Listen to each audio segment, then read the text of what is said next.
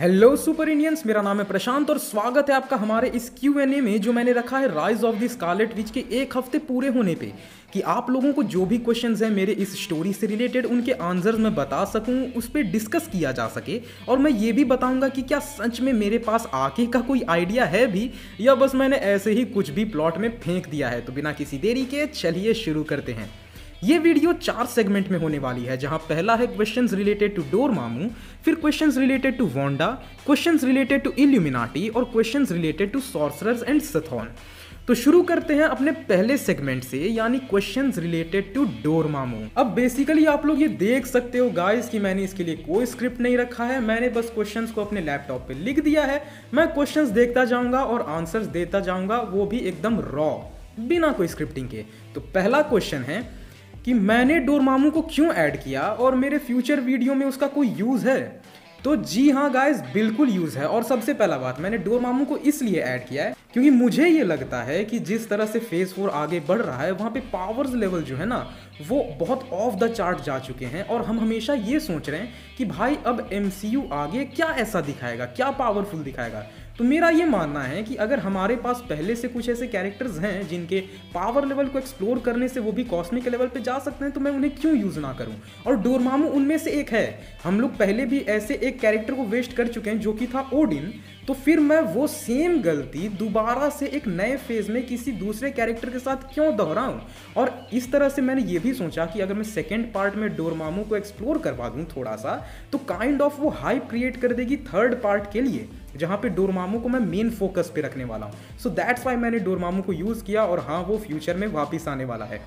Next question है, क्या 838 का स्ट्रेंज सथॉन को बिना डोरमामू के पावर्स के हरा पाता? बिल्कुल नहीं गाइस।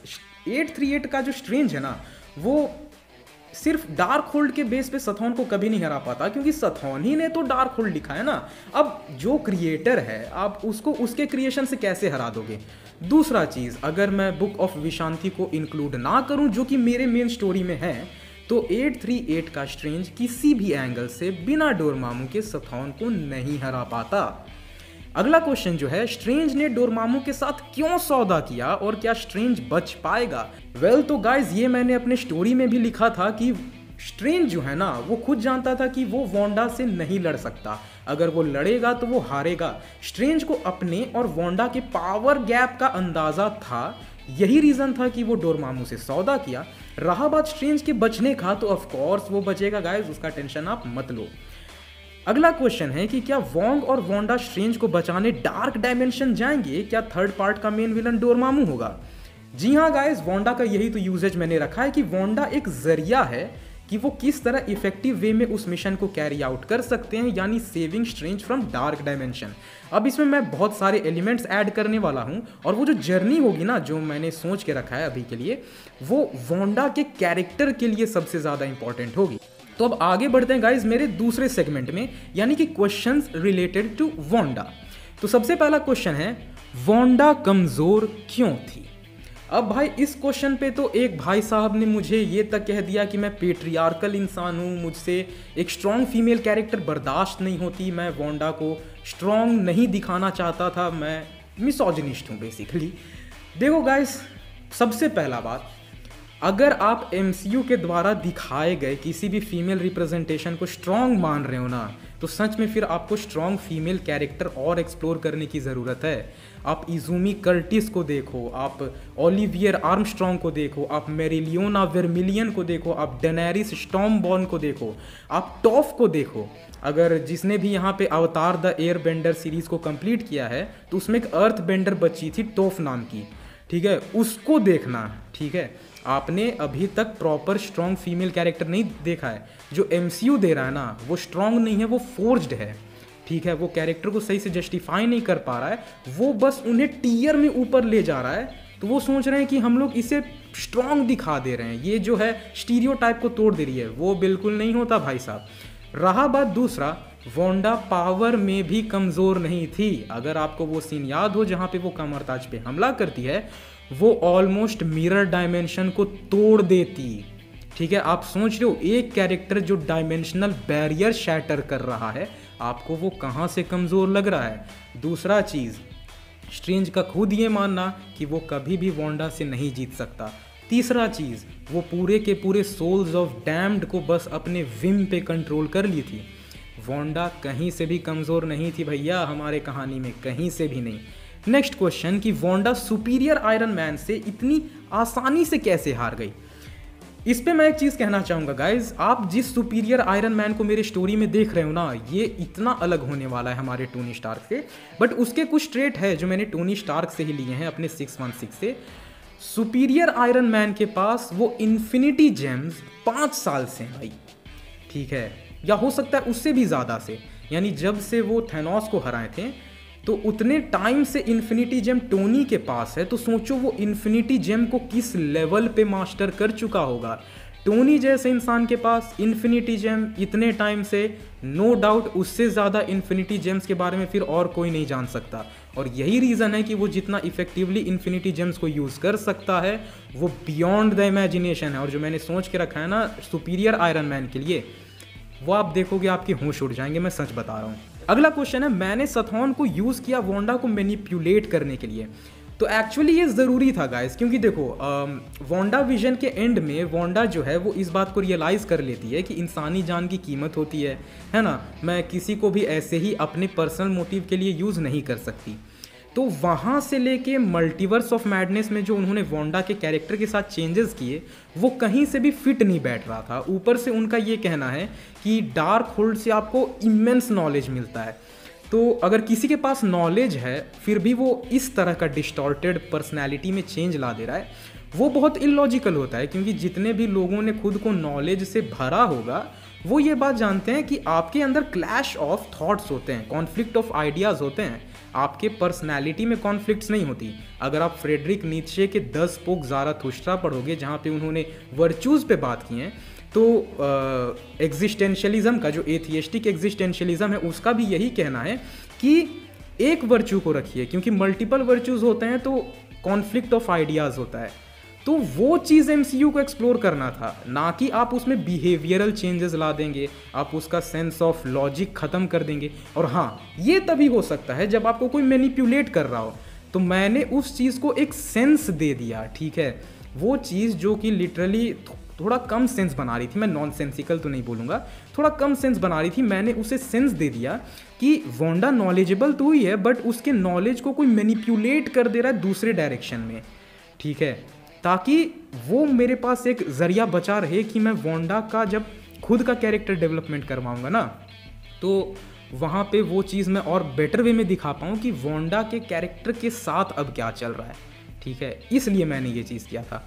उसके बाद है, क्या वांडा ने सथॉन को मार दिया? बिल्कुल नहीं गाइस, बिल्कुल नहीं। वांडा ने सथॉन को नहीं मारा है। अगर आप मेरे वीडियो को पूरा कंप्लीटली देखे हो, एक एक डिटेलिंग पकड़े हो, तो मैंने अपने वीडियो में भी कहा था कि वांडा ने सथॉन को अपने साइकिक प्लेन से इरेज कर दिया, ठीक है, साइकिक प्लेन से, ना कि एग्जिस्टेंस से, ठीक है। तो उसके दिमाग में जो सथॉन की कॉन्शियसनेस थी, वांडा बस उसे वहाँ से निकाल दी, ठीक है।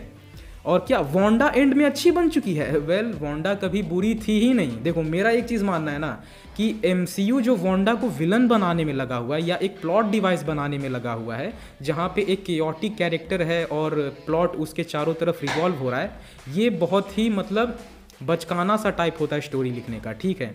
तो ये चीज़ को मैं अवॉइड करना चाहता था, क्योंकि वांडा को पहले एज अ हीरो तो आप एक्सप्लोर करवा लो, विलन का बाद में देखा जाएगा। आप इतने पावरफुल एंटिटी को डायरेक्टली विलन भी नहीं बना सकते, ठीक है। तो वो चीज़ से मैंने बचने के लिए इस एलिमेंट को रखा था कि वांडा को पहले मैं एक्सप्लोर करवाऊंगा, वो अच्छी रहेगी बुरी रहेगी वो बाद में डिसाइड किया जाए, but at least Wanda in itself क्या है एज अ कैरेक्टर वो पहले जानना ज़रूरी है, ठीक है। तो अब चलते हैं हमारे अगले सेगमेंट में, क्वेश्चंस रिलेटेड टू इल्यूमिनाटी। तो ब्लैक बोल्ट कहाँ है?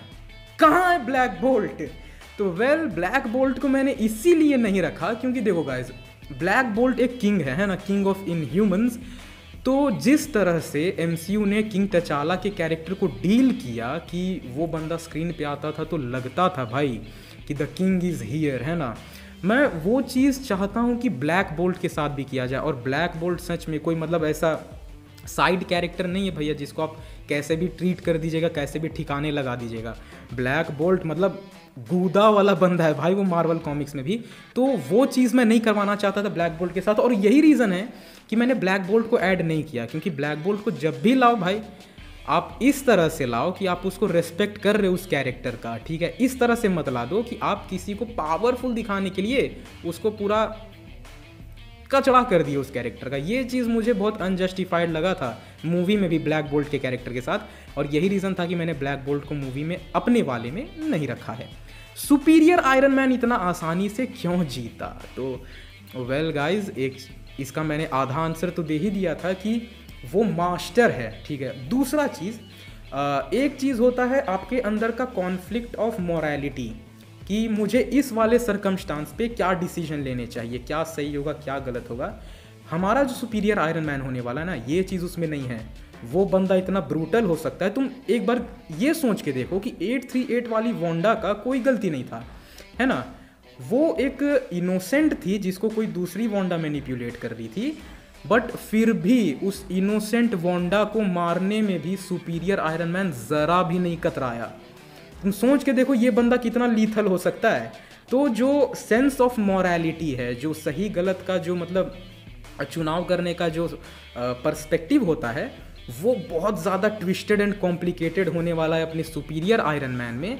और तुम कह सकते हो ना, ये ऐसा कैरेक्टर है जिसके प्रेजेंस में खौफ फील होता हो, ठीक है। तुम बस इसी से समझो, वो मार दिया भाई उसने। जिस तरह से वोंडा को मारा था उसने, इतना लोअर जॉ, एक होता है ना हमारा जो स्कल है वो यहाँ तक होता है और लोअर जॉ अटैच्ड होता है, वो ये पूरा लोअर जॉ उखाड़ दिया था, ठीक है। उसका हिट इतना जोर का था कि यहाँ से लेके इधर और इधर दोनों सॉकेट से वो लोअर जॉज उखाड़ दिया था। और मेरे सीन को अगर मैं मूवी बना पाता, सिनेमेटोग्राफी में डाल पाता, तो वहाँ पे मैं रखता कि जो ज़ॉम्बी वोंडा उठी थी, जो 838 वोंडा का लाश उठा था फिर ड्रीम वॉकिंग के बाद, फॉरबिडन ड्रीम वॉकिंग के बाद, मतलब वो अपने जॉ को वो पूरा लटक रहा होता है, पूरा खून बह रहा होता है, और वो बस जैसे तैसे पकड़ के ऐसे धंसा लेती है अपने स्कल पे। तो मैं इतना मतलब एक बुरा मौत प्लान किया था ये दिखाने के लिए कि अपना सुपीरियर आयरन मैन कुछ नहीं सोचता भाई वो एक्शंस लेने से पहले। नेक्स्ट क्वेश्चन, टोनी कहाँ गया और क्या वो वापस आएगा? वेल, तो मैंने इसका तो जवाब कहानी में ही दिया था कि टोनी जो है वो वहाँ पे सिचुएशन संभालने के बाद बैक्स्टर बिल्डिंग चला गया था कि भाई मैं अभी उनको यहाँ पे आने नहीं दे सकता। रही बात क्या वो वापस आएगा, बिल्कुल वापस आएगा। फ्रैंकलिन किससे लड़ेगा, वोंडा या सथॉन? ऑफ कोर्स वोंडा, ठीक है। अगर आपको देखना है वोंडा कितनी पावरफुल है, एक होता है ना एनिमेज अगर आप देखते हो तो उसमें कहा जाता है कि आप कितने पावरफुल हो रहे हैं वो चेक करने का एक ही जरिया है, आप चैलेंजेस लेते रहो, चैलेंज करते रहो, अपने से ताकतवर वालों से लड़ते रहो। तो वोंडा कितनी ताकतवर है वो अपने से कमज़ोरों से लड़के आप कभी साबित नहीं करवा पाइएगा। ये सबसे बुरा तरीका होता है स्टोरी राइटिंग का। बेस्ट तरीका यही है कि आप उससे नए चैलेंजेस दो, नए राइवल्स दो, उससे भी ऊपर पावर लेवल वाले, तब दिखेगा भैया कि अपने ऑड सर्कमस्टांसेस में, when all the odds are against you, जीतने के चांसेस आपको बहुत कम लग रहे हैं, उस केस में एक कैरेक्टर क्या फैसला लेता है वो दिखाता है। कहा जाता है ना कि the hardest times decide what your personality is, ठीक है। और यही रीज़न है कि फ्रैंकलिन रिचर्ड को मैंने स्टोरी में रखा है। नाउ अगला जो सेगमेंट है वह क्वेश्चंस रिलेटेड टू सॉर्सरर्स। तो वाई संस्कृत? ये क्वेश्चन ऑलमोस्ट सभी ने पूछा है कि मैंने संस्कृत को क्यों चुना। तो मुझे लगा था ये डिटेलिंग गाइस आप लोग सब पकड़ लिए होंगे, क्योंकि एमसीयू में जो मिस्टिक आर्ट्स हैं वो पूरा का पूरा तरह वैदिक संस्कृत में है, ठीक है। आप वोंग के डायलॉग्स देख सकते हो, आप सारे बुक्स के जब वो सीन्स दिखाए जाते हैं तो आप वहाँ पे जो लेटर्स हैं, लिखावट हैं, आप उन्हें देख सकते हो। दूसरा चीज़ ये है कि जब वंडागोर के गुफा में जाती है वोंडा, तो जो दीवारों पे उकेरा गया रहता है, यानी जो डार्क होल्ड को उकेरा गया है, जो कि सथॉन नहीं किया था, तो सथॉन ने भी डार्क होल्ड को संस्कृत में ही लिखा था। तो ये दिखाता है कि एमसीयू में भी जो संस्कृत है वो मिस्टिक आर्ट की भाषा है, वो देवताओं की भाषा है। सथॉन भी संस्कृत जानता था, तो यही रीज़न है भाई। अब डोरमामू अगर मिस्टिक आर्ट का मास्टर बना वो भी संस्कृत जानेगा, अगर आगामोटो आएगा वो भी जानेगा, स्ट्रेंज आएगा तो वो भी जानेगा भाई, क्योंकि वो वही पढ़ के सॉर्सरर बना है।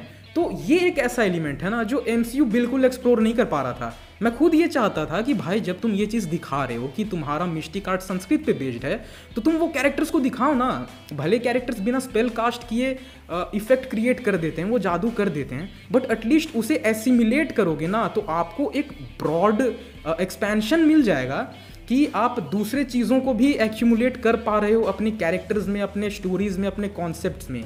ठीक है, तो संस्कृत मैंने खुद से नहीं डाला है, मुझे कोई जोश नहीं चढ़ा था कि भाई मैं ज़्यादा ग्लोरीफाई करूँगा। संस्कृत एमसीयू ने खुद डाला था भाई, बस एमसीयू उस चीज़ को भूल रहा है यूज़ करना, मैंने उसे यूज़ किया। आते हैं वाई स्ट्रेंज वर्सेस वोंडा। अब एक अजीब सा क्वेश्चन था मेरे कम्युनिटी टैब वाले पोस्ट में कि स्ट्रेंज वर्सेस वोंडा की फाइट सेंसलेस थी। I mean, भाई फिर तुम क्या देखने गए थे? मतलब मैं ऑफेंड होके नहीं पूछ रहा।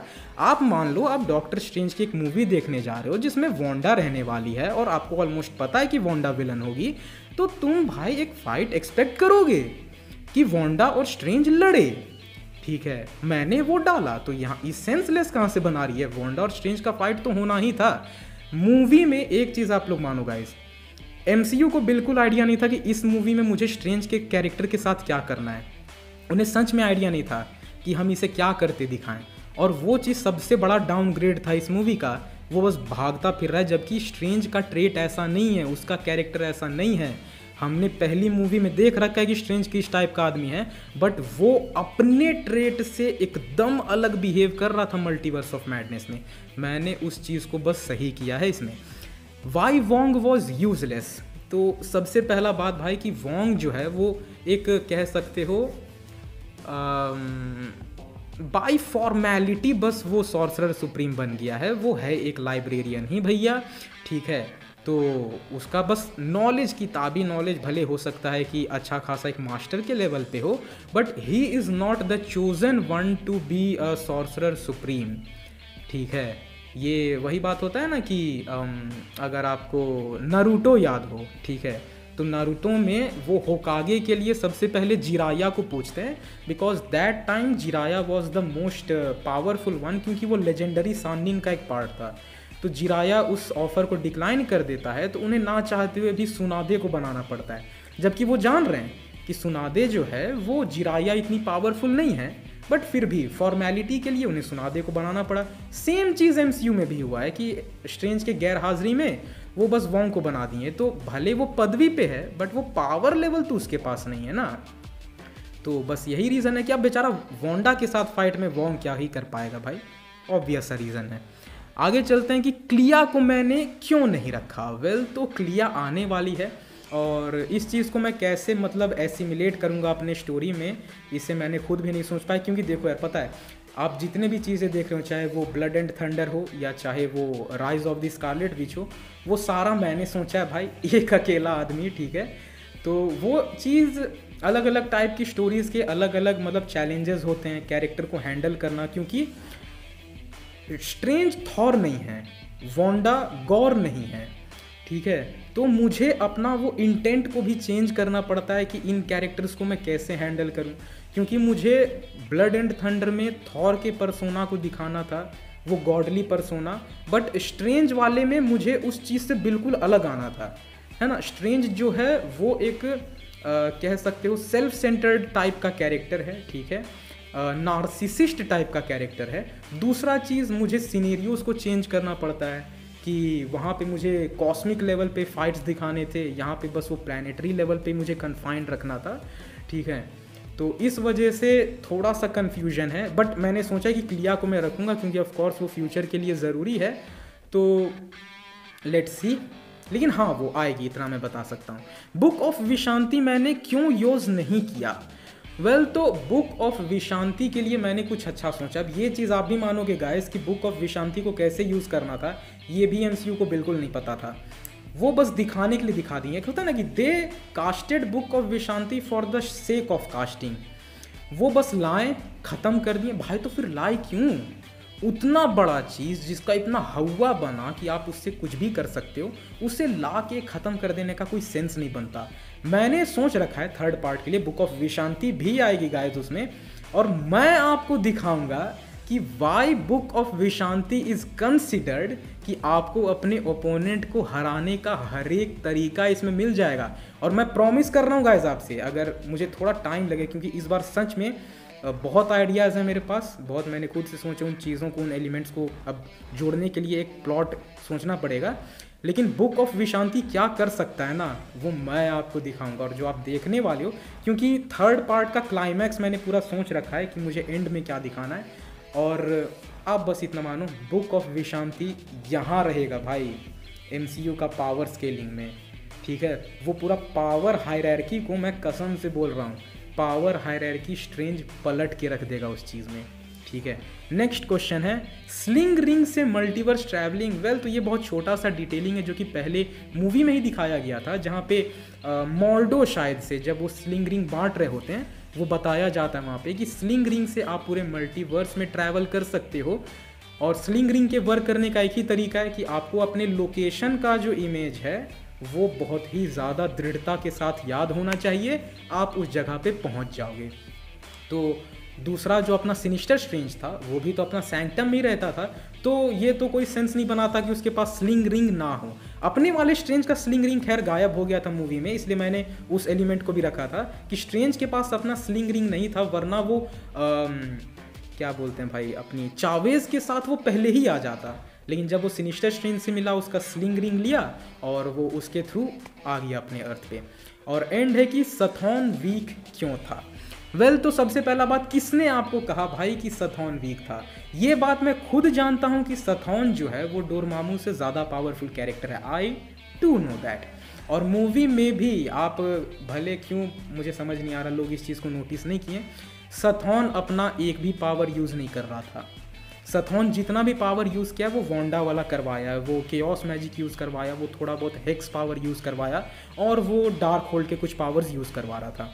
सथॉन अपना 1% पावर भी नहीं दिखाया है, बट फिर भी वो स्कारलेट विच के पावर को इतने अच्छे से यूज़ कर पा रहा था कि वो फर्स्ट राउंड में जब स्ट्रेंज बस उसके पावर्स इनहेरिट करके आया था डोरमामू के, वो स्ट्रेंज को ओवर पावर कर दिया था सथॉन, सिर्फ और सिर्फ वांडा के पावर्स को यूज़ करके। तो ये एक और प्रूफ है कि वांडा कमज़ोर नहीं थी। डोरमामू का पावर लेके स्ट्रेंज आया तो भी वांडा उसको ओवर पावर करवा दे रही थी, मतलब ऑफ कोर्स सथॉन की वजह से। लेकिन ये एक चीज़ है।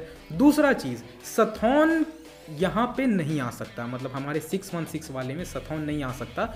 उसके लिए मैंने एक ईस्टर एग डाला है, ठीक है। आप 38 मिनट वीडियो का जब 38 मिनट है वहाँ पे जाओगे, अराउंड 38 मिनट 42 सेकेंड एक डायलॉग है सथॉन का। वो कहता है कि तुम सुन रहे हो ना अटुम, ठीक है। अगर आपने कभी भी सथॉन के लोर को कवर किया हो कॉमिक्स में, तो अटुम जो है वो सथॉन का ही ब्लड लाइन में आता है, एटलीस्ट उसका भाई लगता है शायद से।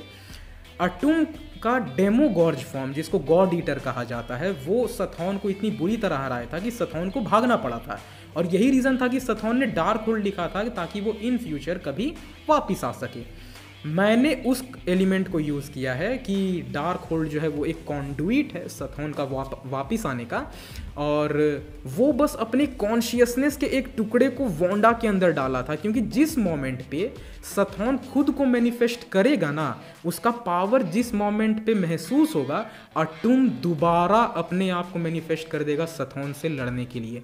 यही रीज़न है कि सथॉन बस वेसल्स ढूंढता रहता है ताकि वो खुद को वापस ला सके जिस भी फॉर्म में वो लाना चाहे, ठीक है। और हाँ, मैं ये सब अपने मन से नहीं कर रहा। अटुम जो है MCU में एग्जिस्ट करता है। अगर आपने मून नाइट सीरीज़ देखा हो तो उसमें स्टीवन ग्रांट जो है वो एनियाड के बारे में बात कर रहा होता है लेला से। एनियाड जो है वो इजिप्शियन गॉड्स का एक ग्रुप है, 9 गॉड्स हैं उसमें, जिसमें अमुन रा जो सन गॉड है ना इजिप्शियन माइथॉस का, अमुन रा भी शामिल है। और वो MCU में ये चीज़ दिखाएं, ठीक है, ये मैं खुद नहीं बोल रहा। MCU के एनियाड में जो 9 गॉड्स है ना, उसमें अमुन रा है, और अमुन रा को ही अटुम कहा जाता है, ठीक है।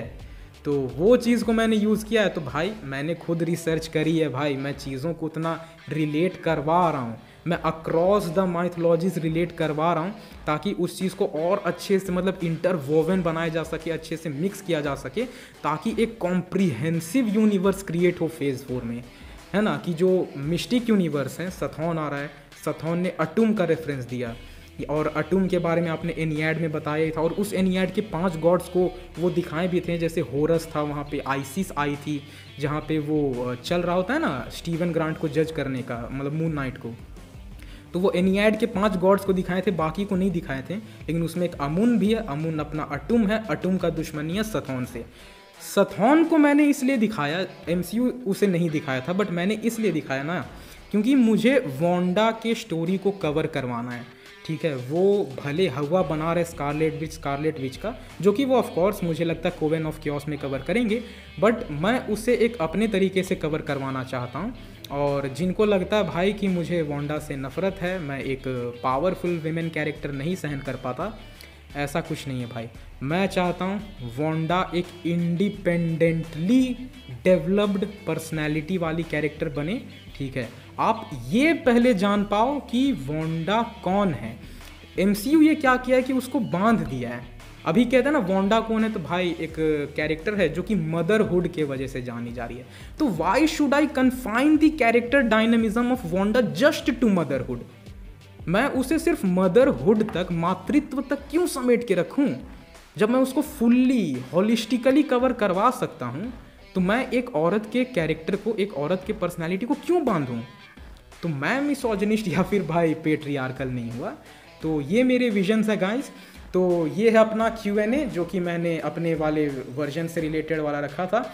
ये वीडियो आपको कैसे लगी कमेंट्स में ज़रूर बताना गाइज, और अगर जो भी क्वेश्चंस है डिस्कशंस के लिए हम हमेशा तैयार रहेंगे। और हाँ, सपोर्ट दिखाते रहिए क्योंकि सच में मेहनत बहुत लगता है इस चीज़ में। तो मिलते हैं अपने नेक्स्ट वीडियो में। Till then bye bye, piece.